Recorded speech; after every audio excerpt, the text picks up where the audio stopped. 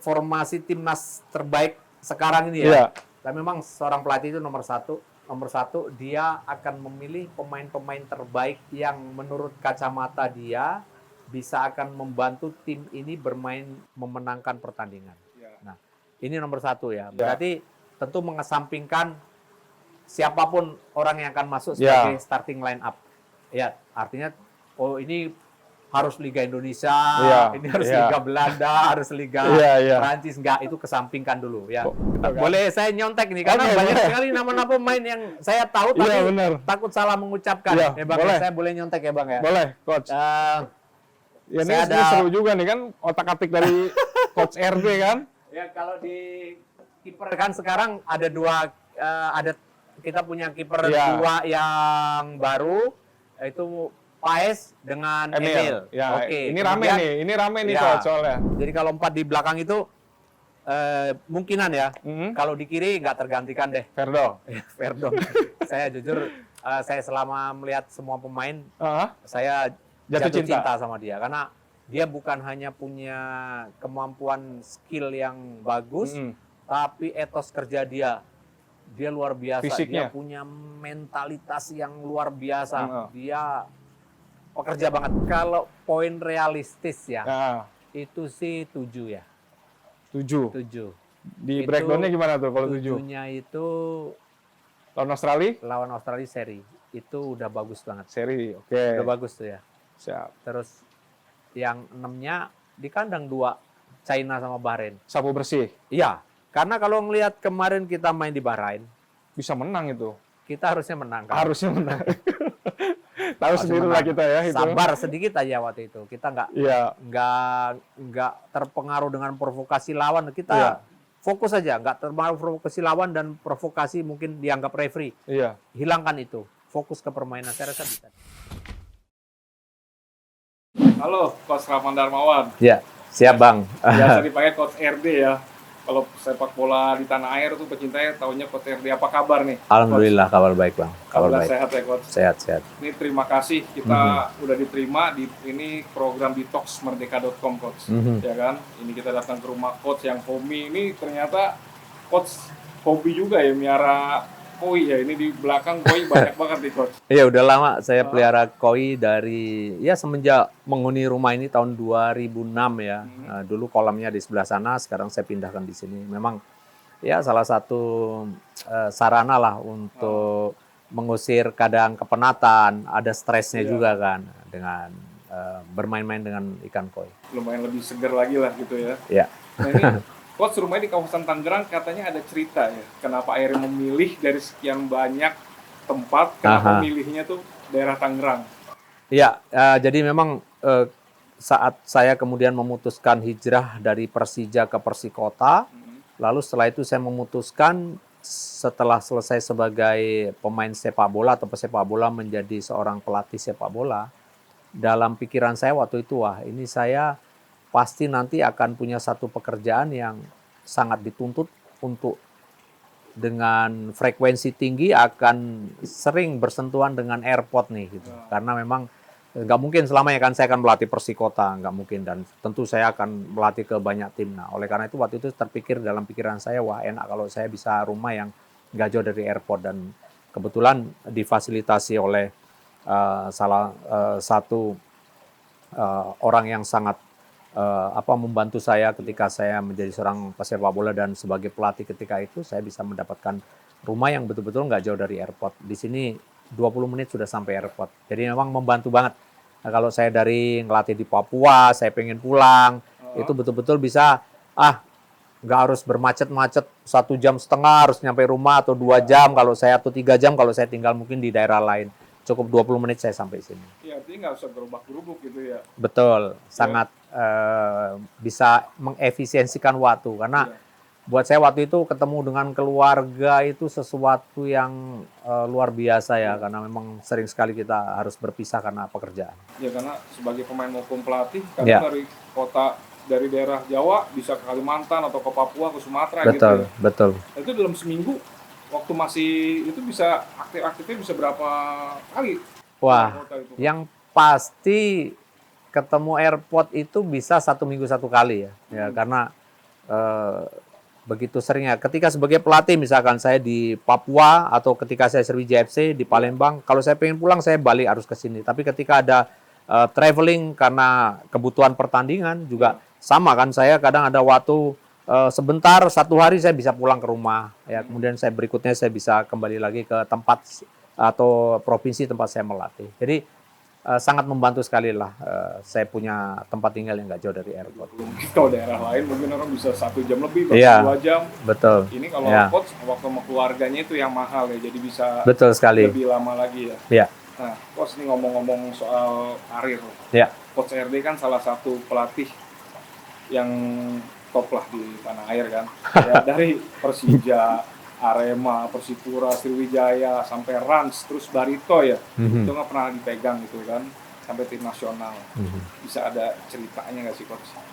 Ya, yang pasti ini anugerah yang diberikan yang kuasa ke saya dan saya mencoba untuk berusaha menjaga itu karena kebetulan saya ini berlatar belakang sebagai seseorang yang kuliahnya background saya adalah di nggak jauh dari olahraga. Jadi saya kuliah di IKIP Jakarta, Fakultas Pendidikan Olahraga Kesehatan, dan di sana saya belajar bagaimana menjadi seorang pendidik.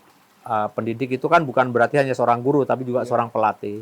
Bagaimana membuat sebuah program, bagaimana membangun motivasi untuk semua pemain, dan kemudian dikuatkan dengan ketika selesai itu saya masuk di dunia militer. Jadi saya merasa bahwa dari ilmu pengetahuan yang saya dapatkan di kuliah dan kemudian saya juga lahir dari seorang yang dididik oleh pendidikan militer, maka itu sangat membantu saya. Kemudian akhirnya saya memutuskan diri untuk menjadi seorang pelatih dan alhamdulillah semuanya mendukung, terutama keluarga juga sangat mensupport sehingga memang sangat selaras dengan keinginan saya. Jadi kalau keluarga mendukung, kemudian juga teman-teman sekitar banyak sekali yang mendukung saya juga. Jadi semakin saya bersemangat dan saya ingat saya juga tidak pernah punya pikiran akan sejauh ini melangkah sebagai seorang pelatih karena dulu mengawali karir di klub Liga 1 ya bersama Persikota itu saya menjadi seorang pelatih paling muda di Liga 1 ketika itu. Tahun berapa itu? Itu tahun 99 ya, itu pelatih termuda. Nah, sekarang nggak terasa saya menjadi pelatih lokal tertua. Jadi perjalanan karir saya itu ternyata sudah cukup lama gitu. Ya, lebih kurang 25 tahun sebagai seorang pelatih ya, dan saya pikir ini sesuatu yang luar biasa yang sudah dianugerahkan kepada saya dan sampai hari ini saya berusaha untuk ya semaksimal mungkin bisa melatih dan melatih. Apakah itu nanti di satu tim profesional, apakah nanti saya akan mungkin meneruskan ilmu kepelatihan saya kepada generasi muda ya, apakah siap untuk membangun atau mendevelop pemain-pemain muda usia, nanti kita lihat. Tapi saya merasakan dunia kepelatihan memang passion saya. Memang di situ lah ya. Ya. Saya kan sempat juara bersama Persipura. Sriwijaya 3 kali ya? Sriwijaya 1 kali double winner di tahun 2007. Kita juara Piala Liga dan Piala Copa. Lalu yang 3 kali berturut-turut itu adalah Piala Copa Indonesia atau Piala Indonesia. Kita 3 kali berturut-turut. Kalau dulu Copa di Samsu itu. Iya, betul. Terus berubah itu ya? Iya.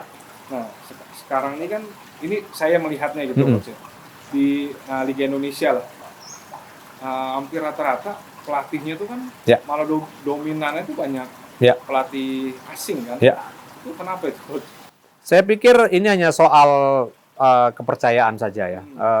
Dan situasi seperti ini pernah saya alami ya oleh satu negara tetangga ketika itu Malaysia. Ketika saya pernah melatih di Malaysia 3 tahun, itu dari 2015 akhir sampai 2018 saya melatih di Malaysia. Itu mereka juga punya krisis kepercayaan terhadap pelatih lokal atau lokal coach. Ya. Waktu itu saya ingat hanya satu pelatih lokal ketika saya melatih di Malaysia itu yang mereka pakai, yaitu tim Kedah. Dan saya melihat itu sebagai sebuah fenomena yang mungkin bisa terjadi ya saat ini di Indonesia. Begitu tingkat kepercayaan kurang begitu didapat oleh coach lokal, oke, tugas sebagai coach lokal adalah terus untuk belajar dan membuktikan.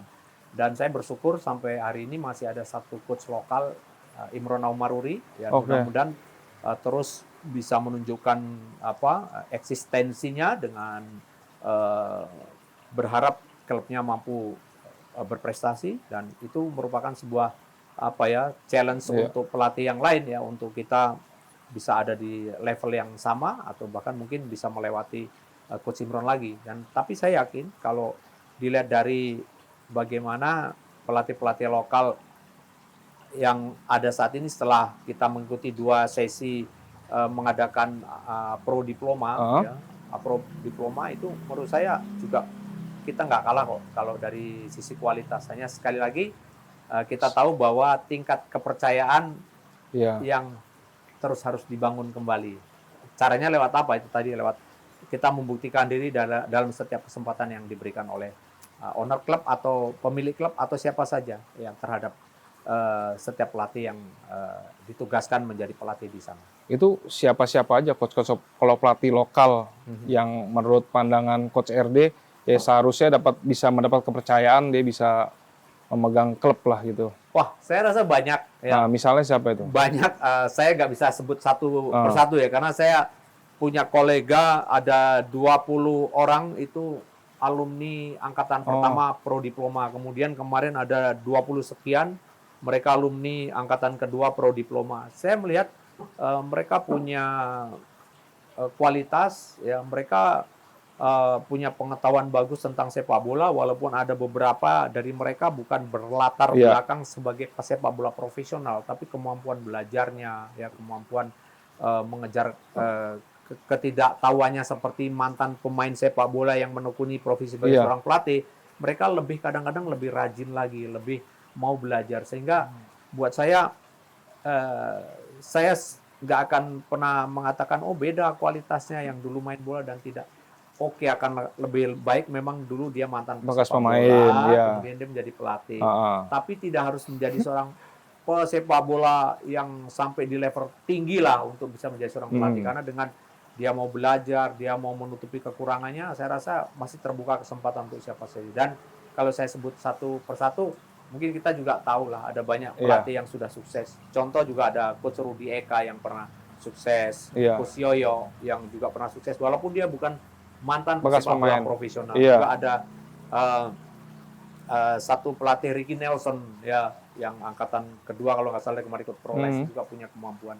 Lalu pelatih-pelatih yang sekarang kita punya ada Bima Sakti, Kurniawan Dulianto, Eko Purjanto, Nova ya. Di angkatan saya ada Coach Indra Safri, ada Setio Nurjantoro, ada Aji Santoso, ada Widodo Cahyono Putro, dan ada banyak lagi ya yang menurut saya Coach Nil Maijar juga megang tim terakhir. Punya potensi, tinggal sekarang kepercayaan itu datang lagi dan harus dijaga. Yaitu kepercayaan dari klubnya itu kan, mau memakai jasa pelatih itu. Betul, karena secara kualitas ya tidak kalah gitu kan. Nggak kalah. Nama-nama tadi kan nama-nama besar tuh. Ya kan udah malang melintang juga di Liga Indonesia kan. Menurut saya bergantung juga seorang pelatih kerjanya itu akan bisa berprestasi, dilihat berprestasi tidak juga dengan tergantung kualitas pemain yang ada di satu klub itu sendiri. Jadi rekrutmen terhadap pemain-pemain yang ada di klub itu juga tentu mempengaruhi juga prestasi yang bisa disanding seorang pelatih dengan klub itu. Ya pelatih itu harus dikasih keluasaan karena dia yang buat pondasinya itu kan untuk bentukan formasi kan. Dua-duanya sejalan. Iya kan? Ya karena kalau kualitas pemain, kualitas coach, dan kualitas manajemen. Iya, betul. Kan lu pas juara itu kan Sriwijaya Persipura kan secara pemain maupun lokal maupun asingnya itu kan grade-nya oke lah gitu kan. Memang seleranya dari coach sendiri pilihannya gitu ya. Iya, tentu setiap pelatih ditarget oleh klubnya tergantung dengan kadang-kadang dengan budget yang berbeda-beda. Jadi kita juga harus bisa menerima kondisi-kondisi tertentu dan menyesuaikan dengan kondisi-kondisi tertentu. Karena itulah tugas pelatih. Jadi pelatih kadang-kadang dituntut jangan lu enaknya aja. Gitu. Lu juga harus bisa merasakan sesuatu yang kita dalam situasi yang nggak mudah, tapi lu dituntut untuk bisa berprestasi. Iya. Jadi di situ juga kita harus sadar itu. Dan kalau kemudian dianggap kita tidak berprestasi, kita juga harus bisa maklum dan kita harus legowo Iya. bahwa risiko seorang pelatih adalah dia bisa bertahan atau dia bisa dikeluarkan. Iya. Soal pelatih kan, Coach RD kan bukan hanya di Liga ya. Saya ingat SEA Games 2011, 2013 ya. Ya. Itu udah tinggal selangkah lagi, ya kan? Ya, Bahkan kalau kita, saya baca-baca tuh 2011 salah satu pemainnya itu benar-benar semua lini pilihannya udah oke-oke lah gitu kan. ya, Tapi memang belum rezekinya emas saat itu ya. betul. Oh, situ ya. Kalau ingat itu memang benar-benar masa yang itu satu pertandingan akan saya ingat terus yang buat saya nggak bisa tidur beberapa hari itu Bang. Ya, karena itu boleh dibilang sepertinya sudah emas ada di genggaman kok lepas gitu loh. Itu 2011 dan 2013 kita mencoba untuk mengulang, tapi memang itu tadi memang rezekinya baru Iya. benar-benar RD Bang. RD itu apa? Runner up doang. Jadi Dua kali SEA Games. tim nasional Iya. di SEA Games saya runner up doang. Iya. RD makanya. Iya, run up doang. Iya, RD. Coach RD runner up doang. Tapi memang pemain 2011 itu sih ya, Iya. yang memang merata dari kiper, belakangnya tengah Egy Melgiansa, depannya duet Wanggai sama Oh, iya. Tibo itu ya. Dan pelapisnya juga saling kurang lebih sama kualitasnya gitu Ya, kan. 2011 itu kita banyak sekali stok Iya. di lini depan. Lini depan luar biasa stok kita waktu itu. Yang problem lini belakang, nggak banyak. Abdurrahman Ya. hanya itu ya, sama Gunawan. ya, Iya. nggak banyak ya. Tapi pada 2013 kebalikannya. Depannya problem, hampir nggak punya striker yang Cuman reguler adanya dimainkan di klubnya. hanya adanya Jainal ya masalah ya. Betul, ada si Siapa ini namanya? Yandi. Yandi Sofyan. Ah. Ya, itu pun kita datangkan dari Brisbane Roars karena Iya. dia waktu itu lagi berlatih di Australia. Kita pinjam. Samsir Alam kita panggil, tapi kemudian Samsir Alam lagi sakit. Iya. Nah, waktu itu akhirnya tinggal menyisakan benar-benar Sunarto ya Depannya itu. depannya dengan ini Yandi Sofyan. Iya. Dua orang striker kita sama Pahabol. Oh, Ya, Peri Pahabol. Ya, lebih banyak sayap. main akhirnya bukan pemain dia main nomor 10. Oh second iya. striker.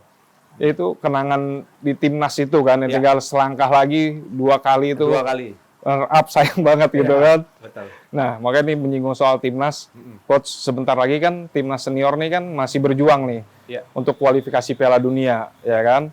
Ya memang kan kemarin mengejutkan lah, ada keputusan mengejutkan dari PSSI mengganti Sintayong dengan Patrick Kluivert gitu. Iya. Nah, kalau Coach melihat pergantian itu bisa dampaknya ke timnas sendiri seperti apa? Kalau saya tidak ingin mencoba untuk mengkomparasi antara coach lama dengan coach baru. Iya. Saya ingin membicarakan bahwa yang pertama, seorang pelatih di timnas itu akan punya problem yang sama. Iya. Problemnya itu apa? Tidak punya waktu yang cukup.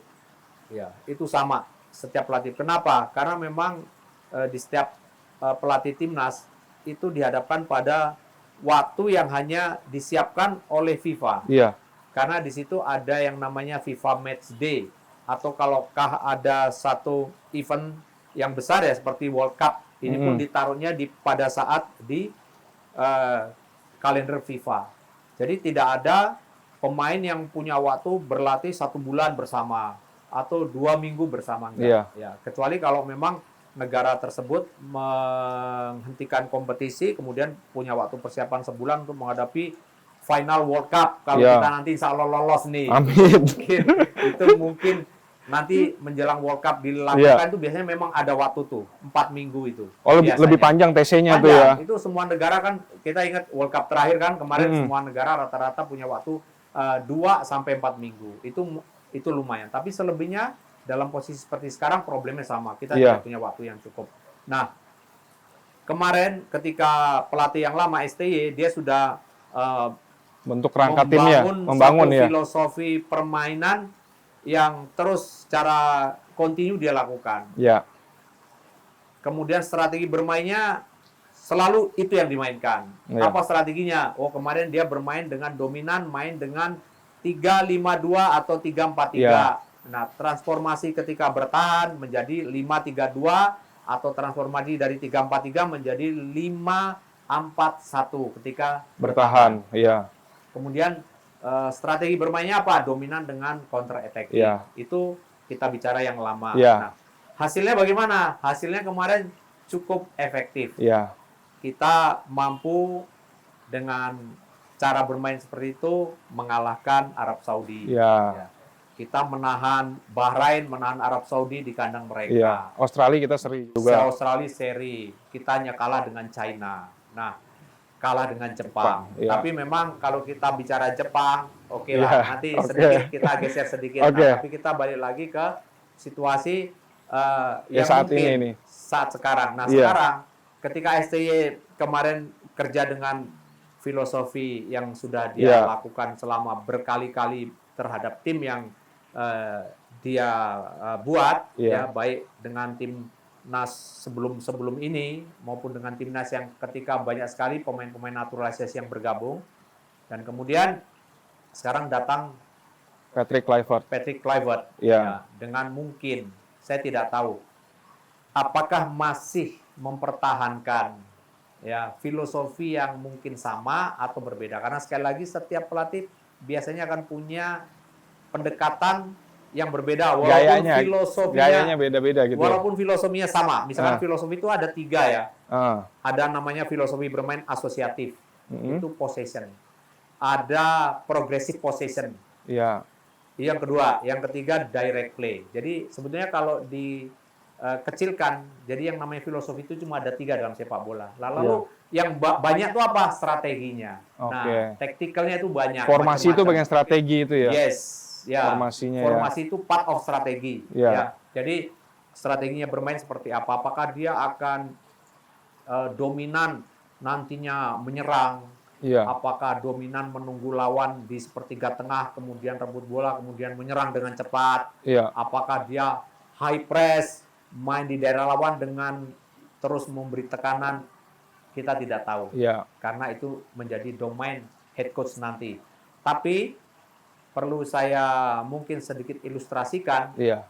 Kalau biasanya saya pernah 2 kali menjadi asisten pelatih dari orang asal negeri Belanda. Yang pertama Henk Willem. Saya pernah jadi asistennya di Persikota. Kemudian yang kedua, saya pernah menjadi asistennya Wim Rijsbergen. Belanda juga. Nah, dua-duanya mengandung satu filosofi yang waktu itu sama, selama mungkin mencoba menguasai bola, dan dua-duanya mencoba untuk melakukan tekanan terhadap lawan, pressing terhadap lawan, tapi berbeda. Kalau Henk Willem maunya di depan, tapi kalau Rijsbergen itu maunya waktu itu di lini tengah. Jadi, tapi dua-duanya sama, dia tidak mau, dia nggak counter-attack, bertahan nggak, deep defending dia nggak mau waktu itu. Nah, walaupun kadang seorang pelatih juga tidak bisa menentukan apakah nanti taktikalnya jalan atau tidak. Karena bisa jadi, misalkan, saya pelatih, atau Kluivert pelatih, saya mau kalian hari ini bermain dengan total pressing, dengan memainkan di opponent half, di setengah daerah pertahanan lawan. Tapi pada faktanya, lawan yang akan dihadapi, misalkan Australia bisa keluar dari pressing yang kita lakukan. Bahkan dia akhirnya dominan melakukan banyak menyerang dibandingkan kita. Sehingga yang tertekan justru kita. Iya. Jadi selalu saya bilang, ada 2 pendekatan. Pertama, tactical by design, atau tactical karena situasi. Nah, kalau tactical karena situasi, inilah yang kadang-kadang ini seperti hal yang di luar prediksi kita, tapi ini harus disiapkan juga. Bisa berubah karena situasional berarti betul, kan? Situasional, karena tadi kita rencananya mau menyerang di daerah lawan, tapi justru sekarang lawan yang menekan di kita, karena kualitas lawan bisa keluar dari tekanan kita lebih baik, kemudian kualitas lawan ketika melakukan kontrastrategi, ternyata strategi lawan juga pengen melakukan pressing di daerah kita, ternyata hanya kita yang kalah. Jadi 2 situasi ini yang bisa terjadi, Bang. Ada yang by design, ada yang karena situasional. Nah, ini tentu juga tidak mudah bagi seorang pelatih. Tapi dengan kalau melihat karakter gimana? Karakter yang mungkin. Ini kan Belanda juga nih. Apalagi Belanda. Kan asistennya semua kan satu paket Belanda nih kan. Banyak pemainnya yang kali ini juga Belanda. Nah, kalau Coach RD menganalisa akan seperti apa perbedaannya nanti? Mungkin nomor 1 mereka ingin lebih menikmati permainan sepak bola dengan banyak bermain possession. Satu, Bermain penguasaan possession. bola. Oke. Yang kedua, mungkin mereka akan mendesain satu taktik yang tidak hanya menunggu di Belakang. on half, ya, Setengah lapangan itu. tapi bisa di middle third atau sepertiga tengah, atau mungkin sekali waktu lakukan tekanan di atas. Jadi ini kemungkinan-kemungkinan ya. Tapi kalau dilihat sekali lagi dari beberapa situasi yang pernah saya lihat. Iya. Ya, tapi saya sekarang bukan mencoba untuk menggurui atau apa tidak. Saya hanya menganalisa kemungkinan-kemungkinan. Jadi ya kita tunggu seperti apa strateginya, karena toh uji coba juga belum pernah, latihan bersama juga belum pernah. Nah ini kan artinya kan salah satu yang mudah-mudahan sih dengan waktu yang singkat dipertemukan bisa klop lah gitu kan, mudah-mudahan. Ya. Apalagi ini kan jauh-jauh nih pemainnya kan. Iya. Iya. Itu mungkin salah satu alasan ya kenapa kemudian kita mengambil pelatih dari Belanda. Mungkin ya, karena dominan banyak sekali nih pelatih-pelatih yang alumni dari sana ya. Sehingga mungkin dari sisi chemistry, dari komunikasi, dari pemahaman tentang taktik atau keinginan yang dilakukan. Itu karena kalau di Belanda itu hampir ketika mulai dari youth sampai dengan pemain senior itu rata-rata banyak sekali yang main dengan 4-3-3.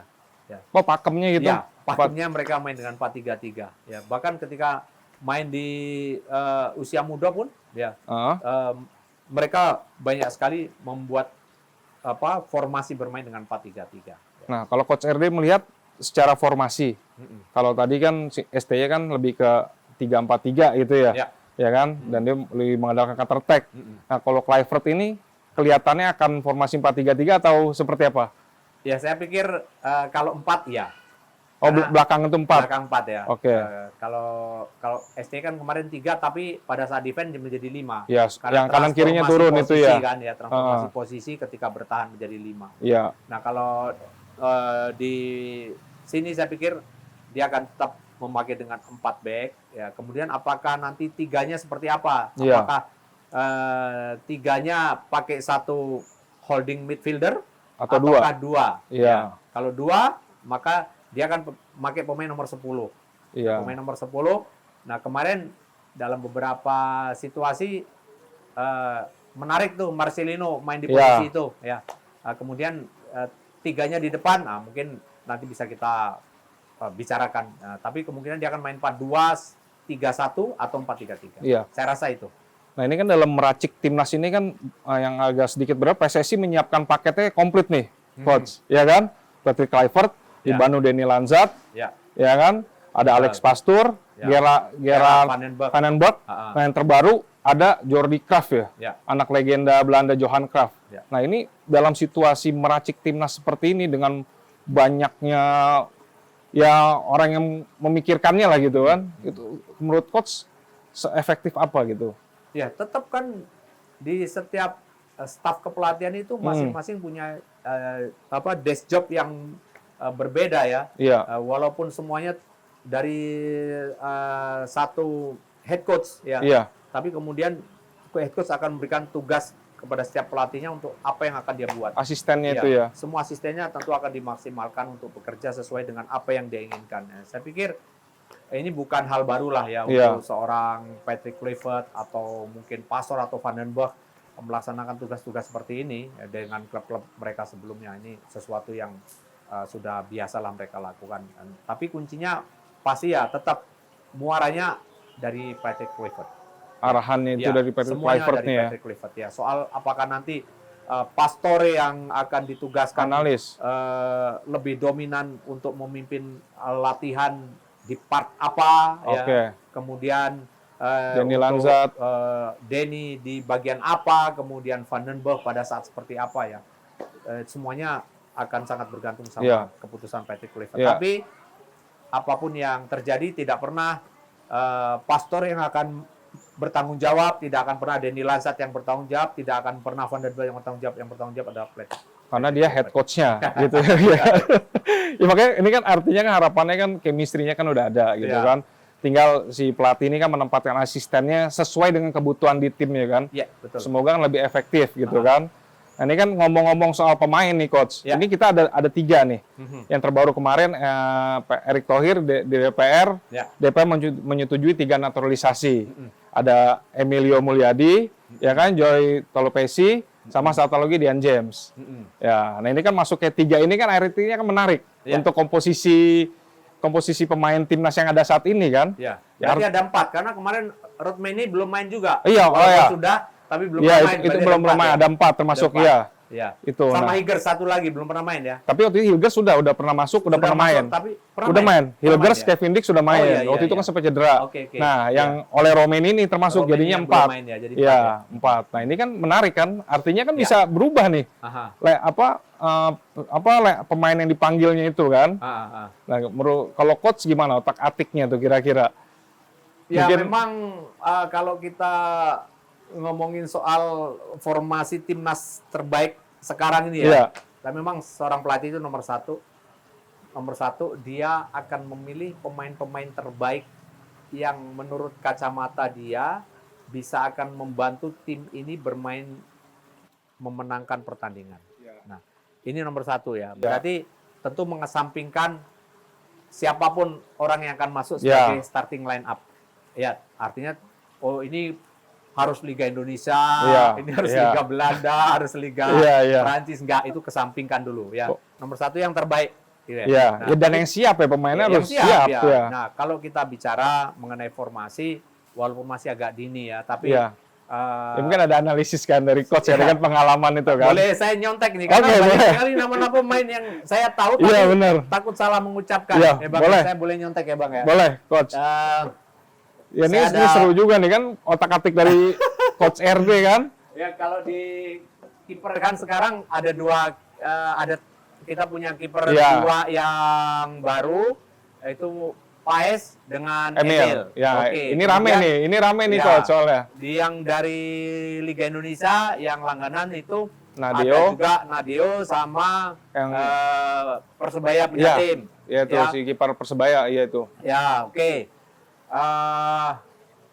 Di kiper. Nah, siapa yang akan ditempatkan? Yang menurut saya silakan nanti Clifford yang memilih siapa kira-kira, tapi kalau di komparasi saya rasa antara 2 kiper baru yang kita punya ini mungkin dalam latihan jangka pendek Paes menunjukkan performanya, penampilan yang nggak jelek. Oke. Ya, nggak jelek. Ya, jadi tentu harus dilihat dulu bagaimana penampilan kiper baru kita ini. Ya. Emil seperti apa? Ya, dia kan lumayan tuh, kalau lihat CV-nya kan pernah di Inter Milan, sekarang Iya, masih Liga Italia kan. Walaupun sekarang dia main di Serie B ya, tapi paling nggak kita yakin lah bahwa dia bukan proses diambil yang dia bukan pemain punya kualitas, dia punya kualitas.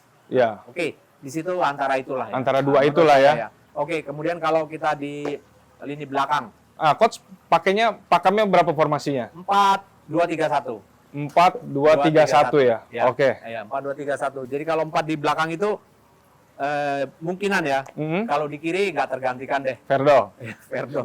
Saya jujur, saya selama melihat semua pemain, saya jatuh cinta sama dia. Karena dia bukan hanya punya kemampuan skill yang bagus, tapi etos kerja dia luar biasa. Fisiknya. Dia punya mentalitas yang luar biasa. Dia pekerja banget. Fight banget ya, coach. Fight banget. Ya, fight banget. Umpannya juga kadang-kadang top dari bawah itu ya. Benar dia bisa jadi pasukan khususnya timnas ya, karena dia memang kerja keras ya. Jadi di situ ada Calvin Verdong ya. Kemudian di sebelah kanannya. Kanan dulu. Ya. Oke. Bek kiri, bek kanan dulu ya. Karena ada mungkin bisa Kevin Dix. Kevin Dix ya malah ya. Ya, Kevin Dix di situ. Nah, terus kemudian di 2 center back ini juga masih pengen saya melihat Miss Hilgers seperti apa, dan kemudian juga ada Jay Ijes, karena persaingan di posisi ini luar biasa. Ya.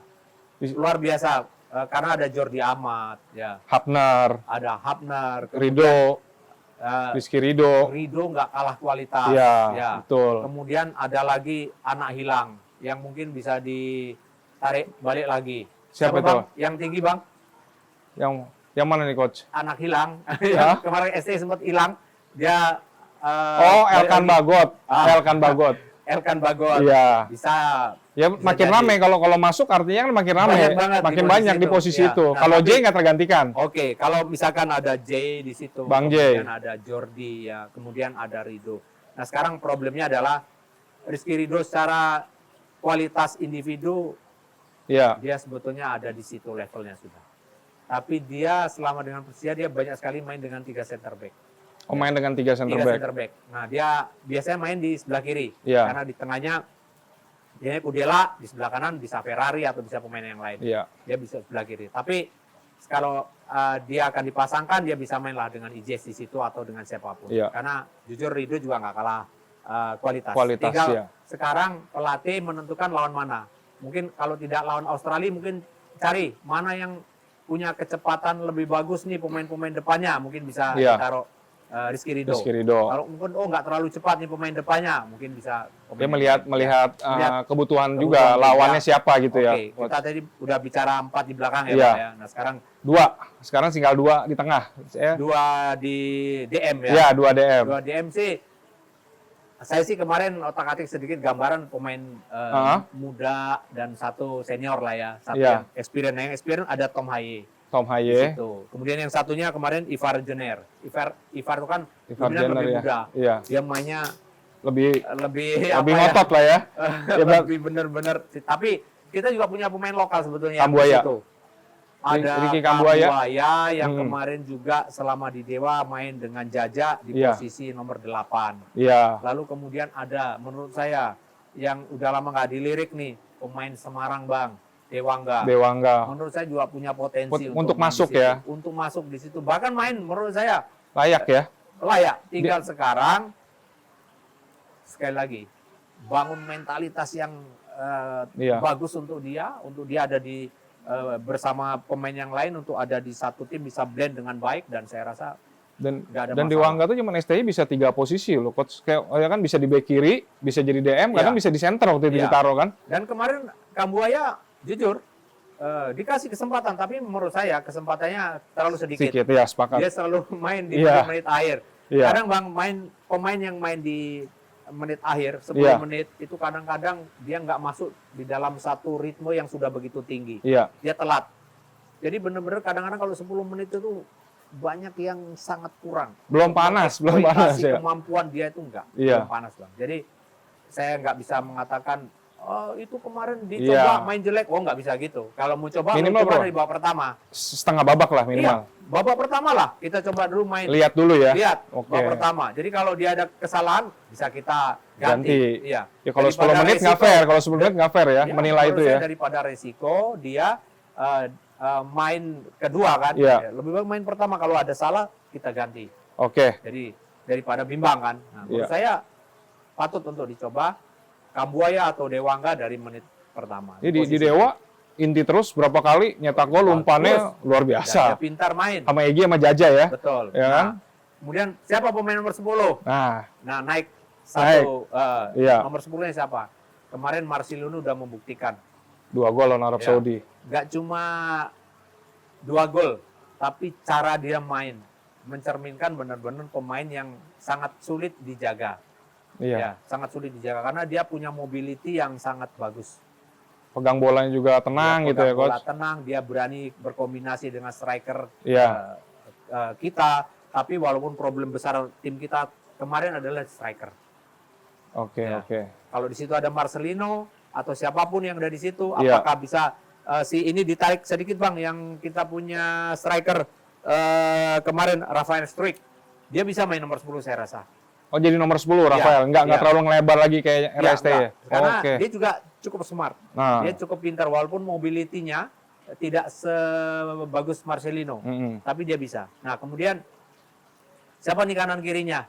Ya, kanan kirinya bisa Struijk, Iya. ya. Kemudian bisa taruh juga di posisi itu ada Yakob Sayuri Yakob Sayuri sebagai atau pilihan. sekarang yang lagi saya lihat permainannya terus meningkat, Egy Maulana Fikri. Iya. Ini anak yang harus dimaksimalkan kemampuannya. Produktif di liga. Tidak hanya produktif, tapi dia smart. Oke. Dia banyak memberikan assist. Dia banyak membuat satu pergerakan yang menarik lawan, tapi semua pergerakan yang dia buat itu bukan karena asal dia bergerak, tapi dia create space untuk pemain yang lain. Menciptakan peluang untuk yang lain gitu. Membuat ruang untuk pemain yang lain. Oke. Jadi dia pemain yang menurut saya layak juga ya. Layak untuk jadi starting line up. Saya yakin dia bisa. Kalau kita kasih kepercayaan sama dia. Nah, kanan kiri saya rasa berarti pilihannya kanan kiri antara Struijk, Uratmangun atau Egy itu. Ya, ada Uratmangun atau bersaing lah ya. Rafael Struijk kalau mau di kiri bersaing lah, ada Egy di situ.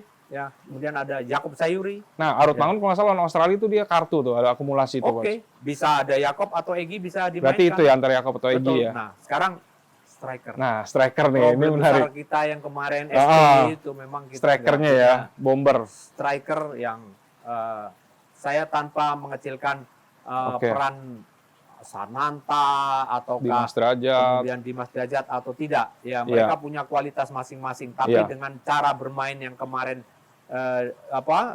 dibuat, ya kita butuh striker yang tidak hanya bisa create space, kemudian menerima bola di zona atau menerima bola daerah untuk dia berlari, tapi kita butuh striker yang dia bisa hold bola, dia bisa menjadi pemantul buat second line kita, dia bisa hold bola untuk menunggu sekian menit untuk pemain mensupport pergerakan menyerang, ya, untuk kemudian bermain kombinasi.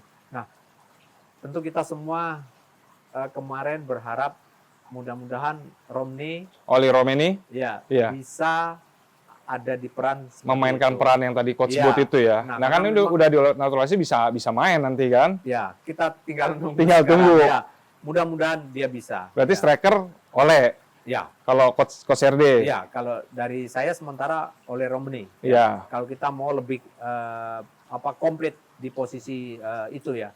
Karena kemarin jujur Sananta kan punya kelebihan dia bola daerah sama ya dengan headingnya juga oke ya, heading ya. Ya, nggak ada masalah dengan heading. Dia cuma problemnya ketika kita butuh kombinasi play atau kita butuh untuk delay ball itu ya. Mendelay bola dengan kita hold the ball, kemudian menunggu support dari second line datang. Nah, itu yang kita kemarin nggak punya. Nah, sekarang pelapisnya berarti kalau dari coach RD, pelapisnya Ole depan, Sananta, Dimas Derajat, Hoki Caraka, Malik Rizaldi. Struijk bisa. Struijk ya. Kalau yang tadi nama tadi masuk tetap. Ya, saya rasa dari lokal pelatih kita, lokal players kita ada yang tadi disebutkan Abang, semuanya punya kans yang sama ya. Punya kans yang sama. Ya. Ini kan strikernya, sekarang pelatihnya dia kan bekas striker yang dikenal tajam. Zaman di Ajax, zaman di AC Milan, di Barcelona, torehan golnya kan banyak lah di timnas. Yang mudah-mudahan kan juga bisa menurunkan ilmunya kepada juru gedor timnas kita nih ya kan? Ya, saya harap dan kita semua harap begitu. Ya. Gitu ya. Coach, selain yang tadi coach sebut, kan ada Dewangga satu. Kira-kira siapa lagi yang masih punya potensi melihat tren permainannya untuk kembali masuk ke dalam timnas era Kluivert ini? Kalau saya sih tertarik sama Arkan Fikri ya. Arkan Fikri Arema. Betul. Yang kemarin U23 ya berarti ya? Muda, tapi dia punya visi bermain, dia punya... Pegang bolanya tenang ya, Coach? Punya tenaga, dia punya mental yang kuat. Iya. Dia nggak cengeng, itu yang saya suka. Dan itu saya ingat dulu kita pernah punya pemain seperti Firman Utina juga, ya. Iya. Itu mirip lah sama dia. Tapi yang membedakan dia bisa bermain di posisi nomor 6 dan 8. Iya. Kalau Firman dulu kan dominan nomor 10. 10, Firman 10 ya. Ini 6, 8 dia bisa. Jadi Arkan Fikri menurut saya patut untuk dikasih kesempatan. Bisa lah ya. Ya. Lalu saya melihat potensi-potensi yang lain. Ada satu ujung pandang PSM yang kemarin dia juga terpanggil ya oleh siapa Coach itu, Coach? Indra. Coach STY. Main di sayap kanan juga. Aduh, saya kok bisa terselip namanya ini, Bang. Siapa itu? Lupa saya juga, Coach. Menarik sekali. Delton. Oh, si ini. Aduh, iya ingat saya. Yang namanya agak lupa. Wajahnya agak bule ya. Iya. Iya. Menarik dia. Sayap kanan, dia lebih sayap kanan kan? Betul. Iya. Itu juga menurut saya punya Potensi. ya untuk dikasih berlatih bersama untuk bangun Iya. mental mereka, kemudian someday mungkin dikasih kesempatan, ya Itu saya rasa bisa. beberapa nama yang menurut Coach RD Ya. perlu dan mungkin masih layak lah ya gitu Iya. untuk masuk timnas senior. Betul. Terakhir nih, Coach, kita kan masih sisa 4 pertandingan. Ya. Tentu kan semua publik harapannya kan Indonesia cetak sejarah ke Piala Dunia. Kalau konkretnya kita akan away ke Australia, home lawan Bahrain dan Cina, terus away ke Jepang. Ya kan? Nah, untuk poinnya kalau itu Coach RD biar kita bisa lolos lah ke Piala Dunia gitu. Kalau poin realistis ya, Nah, itu sih 7 ya. 7. 7. Di Itu breakdown-nya gimana tuh kalau 7? 7-nya itu Lawan Australia? lawan Australia seri. Itu udah bagus banget. Seri, oke. Udah bagus tuh ya. Siap. Terus yang 6-nya di kandang 2, China sama Bahrain. Sapu bersih. Iya, karena kalau ngelihat kemarin kita main di Bahrain, Bisa menang itu. kita harusnya menang. Kan? Harusnya menang. Tahu sendiri lah kita ya itu. Sabar sedikit aja waktu itu. Kita Iya. nggak terpengaruh dengan provokasi lawan. Kita Iya. fokus aja, nggak terpengaruh provokasi lawan dan provokasi mungkin dianggap referee. Iya. Hilangkan itu. Fokus ke permainan. Saya rasa bisa dapat. Kemudian yang satunya lawan China. Kemarin kita kalah di sana. Tapi cara permainan kita nguasain waktu itu Nah, ya. ini yang saya bilang. Iya. Apakah strategi bermain menyerang itu nanti justru akan memenangkan atau sebaliknya? Nah, itu Karena menarik. kemarin Iya. ketika main di China, STY justru main menyerang dan kita kalah. Iya. Ball possession kita itu. Kita menguasai Iya. semuanya, tapi kita kalah.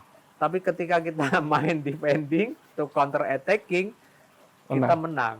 Nah, Dan- ini yang saya bilang belum tentu loh, ya strategi kita mau menyerang nanti pada akhirnya benar-benar seperti ada di dalam pikiran kita, oh kita akan menguasai permainan seperti ini, Iya. menyerang seperti ini, peluang kita persentasenya begini, belum tentu. Karena lawan juga akan belajar dari Dia pasti merhatiin permainan kita. Apalagi cara kita kita bermain. menang terakhir ya kan. Betul. Pasti jadi lebih waspada juga. Apalagi dia butuh kemenangan misalkan, Iya. bagaimana caranya membangun motivasi yang mungkin sedikit berbeda. Ya Ya, di lewat grup ini kan macam-macam hal. grup ini kan baru Jepang Ya. yang langkahnya udah Ya. bisa dibilang aman lah gitu Betul. kan. Tapi yang tadi saya sampaikan, ini adalah target realistis. Target 7 realistis. poin. Ya. 7 poin berarti seri udah bagus lawan Australia, Betul. lawan Bahrain Cina, Bahrain Cina menang. babat habis menang, dapat Ya. 6 poin. Ya. Ya lawan Jepang kita semaksimal mungkin berjuang lah ya. Ya, itu penting untuk terus menjaga semangat kita Iya. tanpa mengecilkan arti, tapi ya sepak bola bisa terjadi. Tapi Nggak ada yang nggak tadi mungkin kan, ya, Coach. Tadi kan saya bilang target realistis. Iya. Ya, betul. Berarti sesuai harapan ya doa kita semua lah. Mudah-mudahan Mudah-mudahan. 2026 kita bisa melihat sejarah Indonesia ada di Piala Dunia gitu ya Coach ya. Amin, amin. Oke, sip. Amin. Terima kasih Coach RD. Siap, Bang. Seru banget obrolannya. Sama-sama, Bang. Banyak otak-atik formasi, masukan. Ya mudah-mudahan sepak bola kita lebih baik lagi lah gitu ya Bang. Amin. Semakin. Oke, terima kasih sahabat Merdeka.